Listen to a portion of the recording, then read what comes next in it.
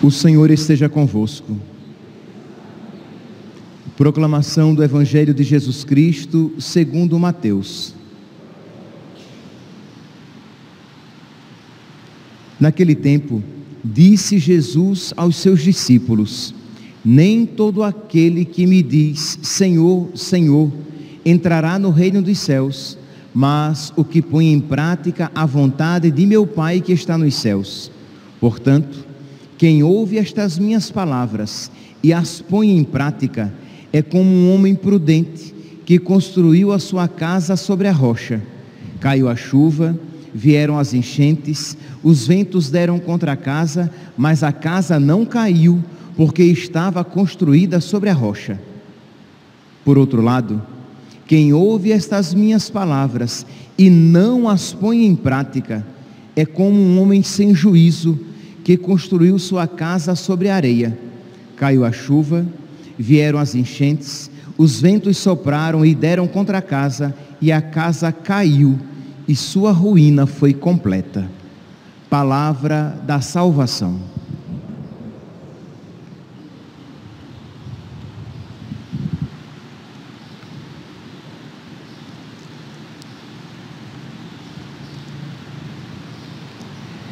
Caríssimos irmãos e irmãs, continuamos nesta primeira parte do tempo do Advento. Lembra que nós já meditamos que o Advento tem duas partes principais. Na primeira parte, do início do Advento até o dia 16, inclusive, os textos, eles nos levam à reflexão a respeito da primeira vinda de nosso Senhor, da segunda vinda de nosso Senhor, e de como nós devemos estar por ocasião desta segunda vinda de nosso Senhor. E os textos, a partir do dia 17 até o dia 24, eles nos preparam para a vinda imediata, isto é, para a vinda do Senhor no Natal. Então, a tonalidade dos textos de agora até o dia 16 é sempre uma tonalidade escatológica do fim dos tempos, que nós precisamos estar preparados. Pois bem, então é nesta ótica que nós precisamos ler e meditar os textos da liturgia. O Evangelho de hoje é a conclusão do grande sermão da montanha de Nosso Senhor. São os capítulos 5º, 6º e 7º de Mateus. Então são sempre esta conclusão. Ora, para que nós compreendamos bem esta conclusão, vamos então fazer assim uma rápida apresentação dos capítulos 5º, 6º e 7º, para que entendamos o que é que o Senhor quer dizer quando afirma: nem todo aquele que diz Senhor, Senhor, entrará no reino dos céus, mas aquele que põe em prática a vontade do meu Pai que está nos céus. Então, o que é que nosso Senhor ele quer dizer com isso? Vamos lá.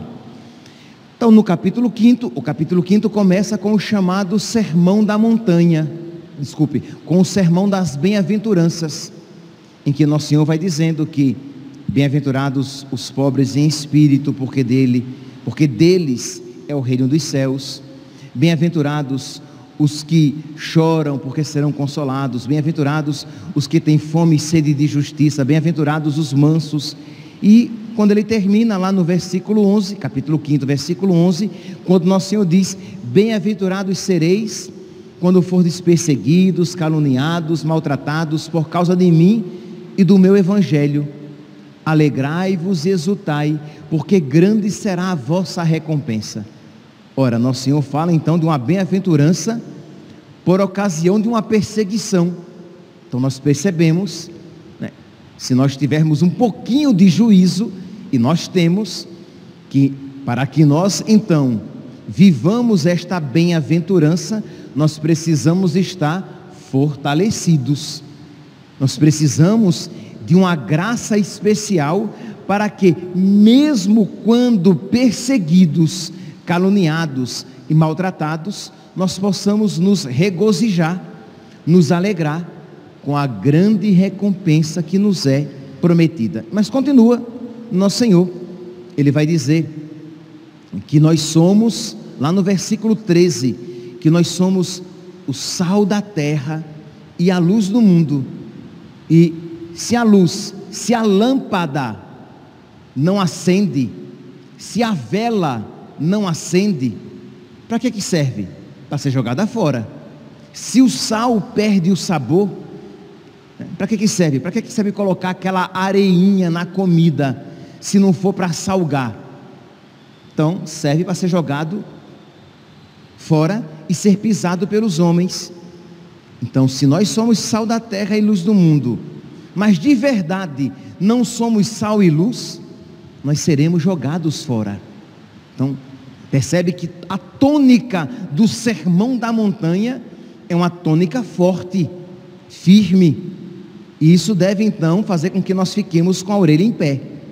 Então, eu preciso ter uma fé forte, uma fé firme, eu preciso ser um cristão forte, um cristão firme. E quando a igreja põe este grande discurso aqui no tempo do advento, na primeira parte do advento, a igreja está dizendo a nós, seus filhos, que nós precisamos ser fortes e firmes para que possamos estar de pé por ocasião da vinda do Filho do Homem, por ocasião da vinda de nosso Senhor. E nós sabemos, é fé bíblica, presente na Sagrada Escritura, ensinada pela Igreja de Cristo, pela Igreja Católica, que por ocasião da segunda vinda de Cristo, esta segunda vinda será precedida por uma grande tribulação. Então precisamos, Catecismo, número 765, 567, gente, agora os números, se é 567, se é 765, se é 675, eu posso depois ver, mas eu já falei tantos aí, você procura os três, 567, 765, é um desses daí, mas está lá no Catecismo, que a igreja, eu acho que é 765, não sei, Catecismo, eu vou colocar lá depois no rodapé da homilia que é transmitida, eu confirmo direitinho, mas está lá, que a igreja, antes da vinda de Cristo, da segunda vinda de Cristo, ela passará por uma grande tribulação. Por isso, precisamos ser sal da terra, luz do mundo, cristãos fortes, porque senão, não resistiremos. Então, para isso, precisamos colocar em prática a nossa fé. Nós não podemos simplesmente vir à missa, rezar o terço, rezar a Ave Maria, o Pai Nosso, mas não colocar em prática aquilo a que somos chamados por meio da nossa vida de oração, da nossa prática sacramental, porque nem todo aquele que reza de qualquer jeito aqui, nem todo aquele que tem palavras orantes nos lábios entrará no reino dos céus. Nós precisamos rezar de verdade. Nem todo aquele que diz Senhor, Senhor, entrará no reino dos céus. Diz aqui a palavra, se vocês, porque o evangelho de hoje são os versículos 21, depois 24 a 27, do capítulo 7 de São Mateus. Mas se você pegar os versículos 22 e 23, vai dizer: muitos me dirão naquele dia, Senhor, Senhor, nós pregamos em vosso nome, nós expulsamos demônios em vosso nome. E Jesus dirá: eu não vos conheço, afastai-vos de mim, servos maus. Então percebe que são pessoas que têm alguma intimidade com nosso Senhor, mas é uma intimidade superficial. Eles conhecem nosso Senhor, afinal de contas, Senhor, Senhor, nós pregamos nós o pregamos em nossas praças. mas vocês não viveram aquilo que vocês pregaram. Vocês de verdade, vocês não me honraram em suas vidas. Percebe que esta palavra de nosso Senhor, a palavra de hoje, é uma palavra para nós que conhecemos nosso Senhor, para nós que vamos à igreja, para nós que carregamos o terço no bolso, para nós que às vezes até rezamos o terço. Mas a pergunta é: rezamos de verdade? Procuramos nos configurar a Nossa Senhora, que foi sempre sim à vontade de Deus? Nós procuramos imitar Nossa Senhora, imitar os santos que procuraram ser fiéis à vontade de Deus, não apenas conhecê-la, mas vivê-la. Porque, meus santos, para que conheçamos os mandamentos de Deus, basta apenas que nós nos apliquemos a estudá-los.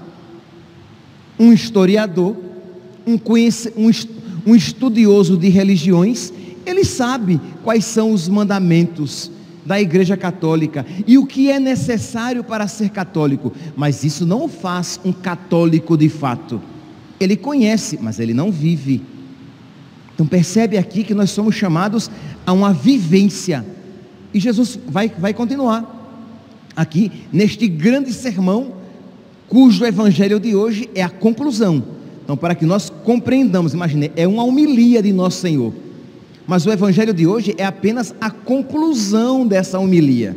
Então vamos ouvir, de uma maneira rápida, toda a homilia, para que nós compreendamos o peso da conclusão. Então Jesus continua, ele vai dizer então que brilhe a vossa luz, versículo 11, versículo 16, Mateus capítulo 5, versículo 16, que a vossa luz brilhe diante dos homens, que as vossas obras brilhem diante dos homens, para que vendo, eu não falo direito, que a vossa luz brilhe diante dos homens, para que eles vejam as vossas obras e glorifiquem a Deus. Então vós sois sal da terra e luz do mundo. Pois bem, que a vossa luz brilhe diante dos homens, para que os homens vejam que vocês creem de fato, para que os homens vejam as vossas obras e glorifiquem a Deus, e não o contrário, que vejam os vossos maus testemunhos e digam: olha aí, um católico, o que ele está fazendo? Olha aí, aquele católico, o que está dizendo? Olha aí como o padre está vivendo. É por isso que eu não sou católico, que os católicos, eles não vivem de verdade a sua fé.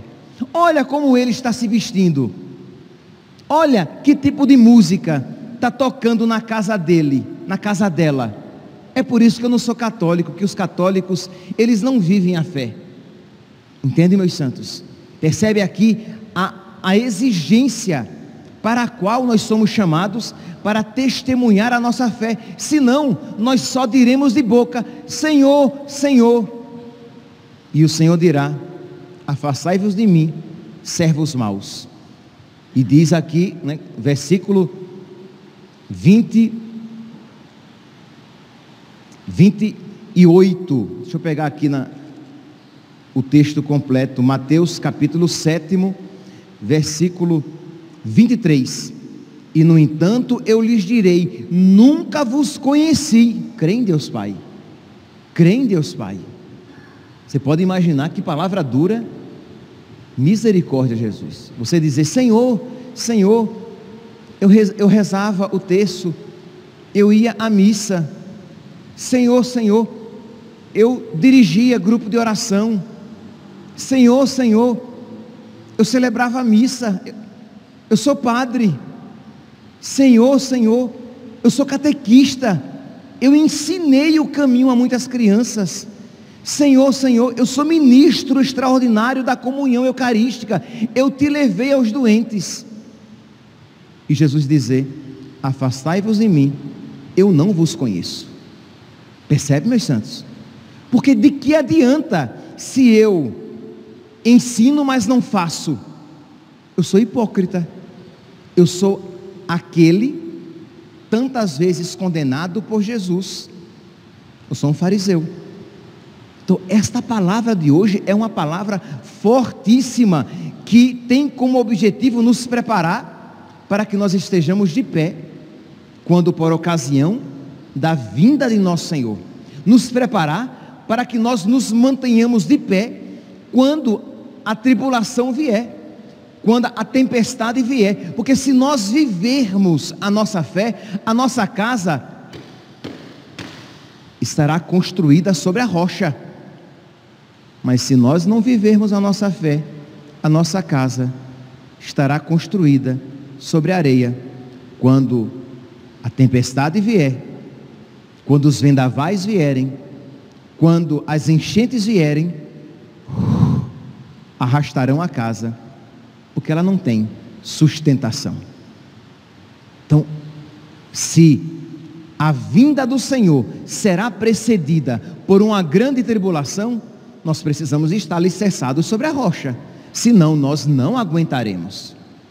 Então, meus irmãos, preparar-se durante o advento é se preparar para este encontro com nosso Senhor, que nós não sabemos quando se dará, mas que pode se dar na nossa vida.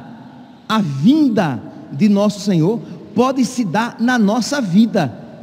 E se nós olharmos para os tempos atuais, nós vemos que o cerco tem se fechado cada vez mais, que o mundo tem se tornado cada vez mais contrário a Cristo. Imagine a Europa cristã, a Europa formada pelos valores católicos. A Europa quis, aí deu um probleminha, voltou atrás, mas no coração das nações, dos grandes das nações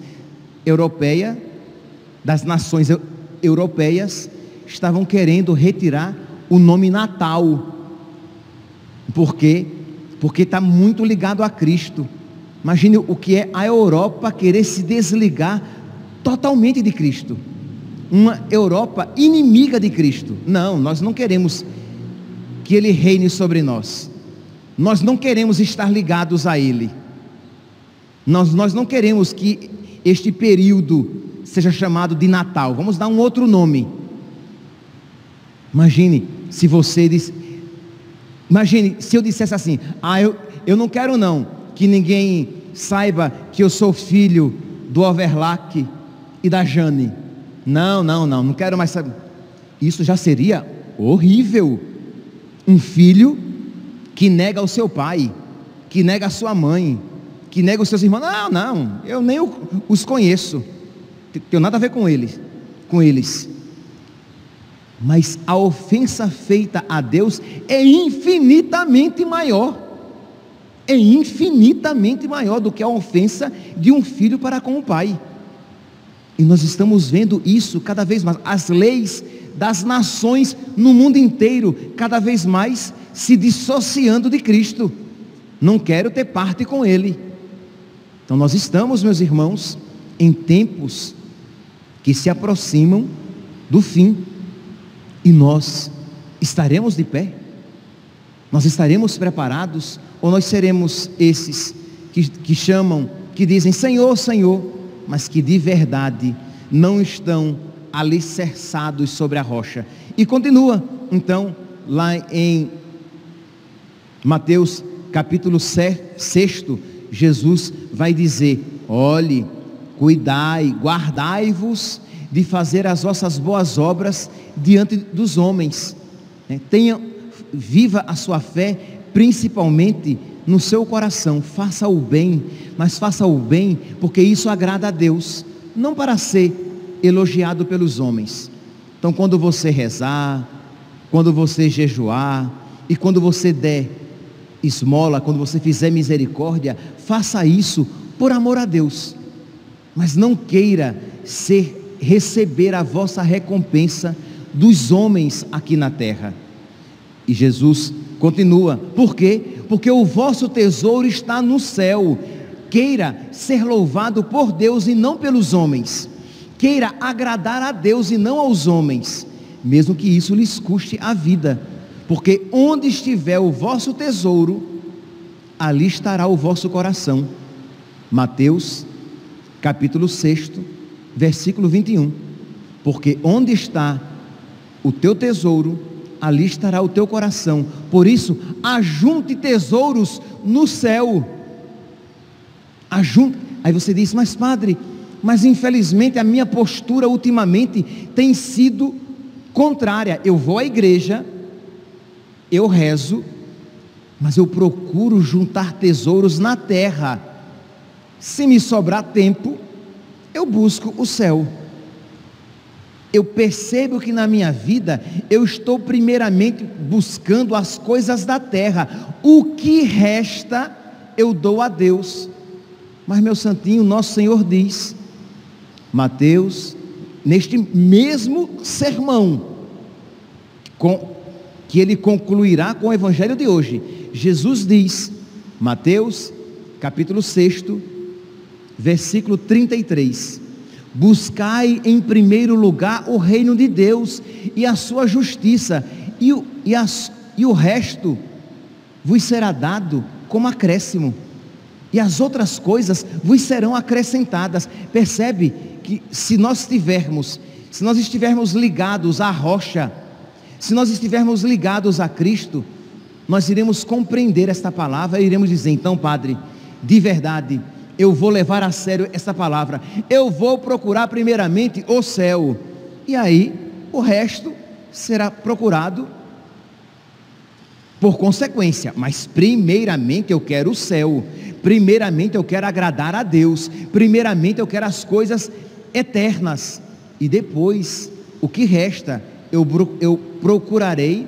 as coisas deste mundo. Mas a postura de muitos católicos tem sido contrária, isto é, procuram as coisas da terra e o que resta dá a Deus. Então o resto do tempo eu rezo, o resto do tempo, se eu tiver, eu vou à igreja, o resto do meu coração eu dou a Deus, mas o meu melhor eu dou às coisas do mundo, às pessoas do mundo.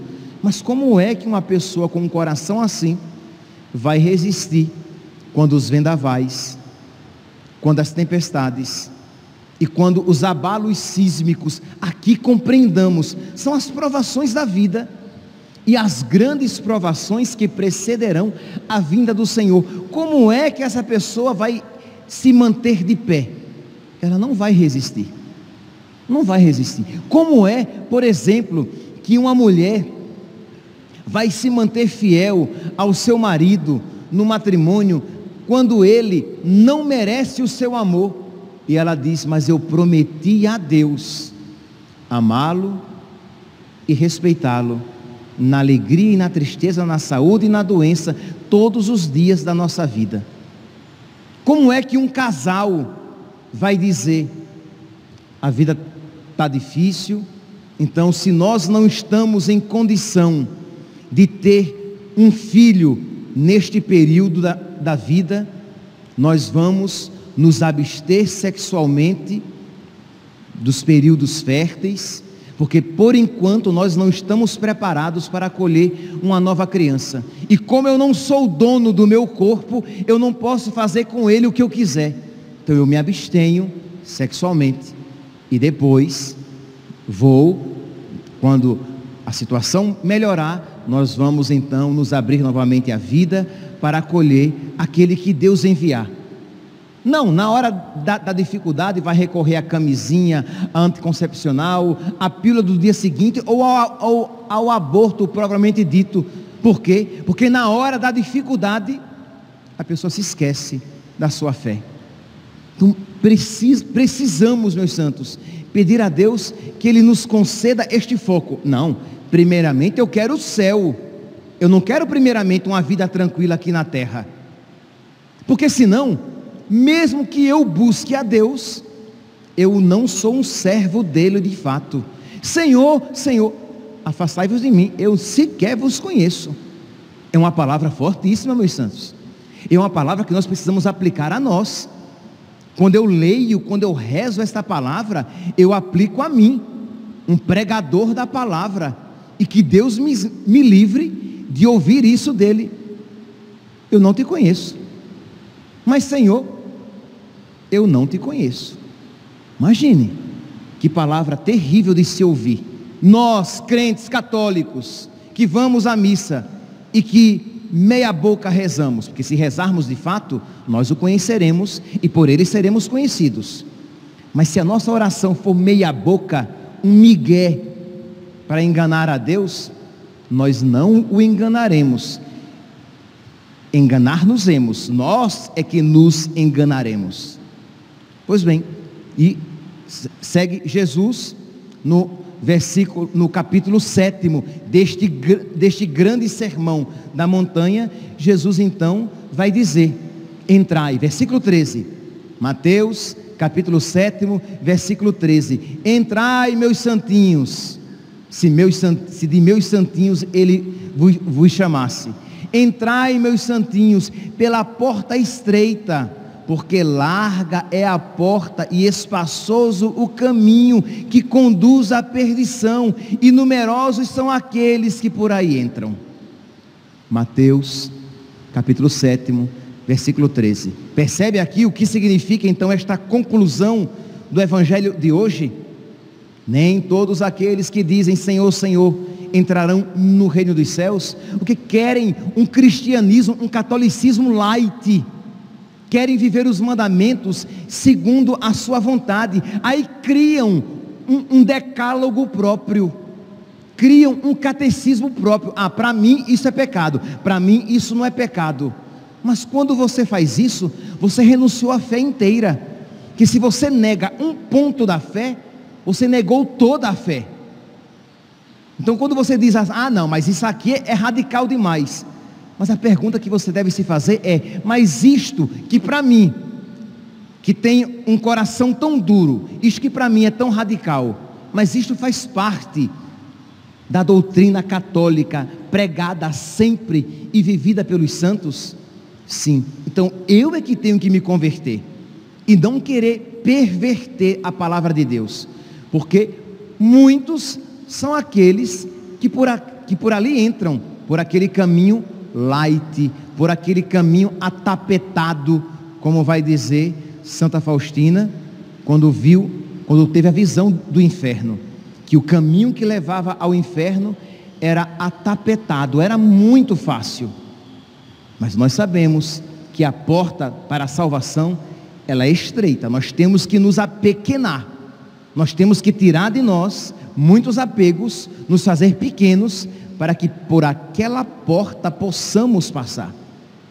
Estreita, porém, é a porta, e apertado o caminho da vida, e crê em Deus Pai, e raros são aqueles que o encontram. E raros, você pode dizer que isso é um exagero semítico, mas nosso Senhor está dizendo que alguns, e são poucos os que acham que passam por aquela porta. Aí você diz: padre, mas eu quero ser parte desses poucos. Pois bem, então esforcemo-nos, levemos a sério, porque senão nós diremos: Senhor, Senhor, e Ele dirá: eu não vos conheço. Padre, o Senhor dizendo assim, o Senhor nos assusta. Meus santos, é porque muitos padres têm medo de assustar os seus fiéis, que eles se tornam florzinhas, isto é, contudo se assustam, caminhando para a perdição. Nós temos que pregar a verdade clara. Jesus disse isso, estreita é a porta e apertado o caminho, e são poucos os que por ali entram. Então nós precisamos saber, para que nós nos esforcemos, senão iremos deixar que entre na nossa cabeça a ideia falsa de que todo mundo vai se salvar, quando não é isso. Não, eu vou à igreja aos domingos, eu vou até a igreja todos os dias, mas a pergunta é: mas essa sua ida à igreja todos os dias, a sua vida de oração, tem produzido frutos? Você tem visto que você tem se tornado mais generoso, que você tem se tornado menos venenoso, menos vingativo, com um coração mais semelhante com o de nosso Senhor, perdoando com mais facilidade, lutando contra os seus vícios? Ou você tem tentado conciliar o inconciliável. Isto é, você continua com a sua vida de pecado, só que você acrescentou uma pseudo vida de oração. Isto é, você reza, você vai à vida, você reza, você vai à missa, mas você continua vendo pornografia, transando com a sua namorada, traindo a sua esposa, roubando no seu emprego, olhando as mulheres na rua, caindo no pecado da masturbação. Mas eu estou rezando, eu estou indo à missa. Sim, meu santinho, mas olha, começou alguma mudança no seu coração? Começou, então vai em frente, está no caminho certo. Não tem mudança, isto é, você reza e peca, não se pode servir a dois senhores. Não se pode simplesmente você querer conciliar luz e trevas. Então precisa haver um rompimento e uma mudança gradativa, calma. Infelizmente, com a grande maioria, essa mudança não será instantânea, mas uma mudança gradativa e cotidiana. Então você está no caminho certo, mas se você simplesmente acrescentou à sua vida de pecado algumas orações e algumas práticas que como que aliviam o peso da sua consciência, você está dizendo: Senhor, Senhor, e o Senhor dirá: afastai-vos de mim, eu não vos conheço. Meus irmãos, que a Virgem Santíssima, que Nossa Senhora nos auxilie, que ela nos ensine que vale a pena lutar contra os nossos vícios, os nossos pecados, as nossas maldades, que ela nos ensine que é bom esforçar-se para passar pela porta estreita, para que ela nos ensine como é bela e como é bom ter uma casa construída sobre a rocha, que é Cristo, para que quando o Senhor vier e nós dissermos: Senhor, Senhor, e Ele diga: vinde, benditos do meu Pai, eu vos conheço, assentai-vos à minha direita. Que a Virgem Santíssima nos alcance para todos nós esta graça que nos prepara para o Santo Natal. Louvado seja nosso Senhor Jesus Cristo, para sempre seja louvado.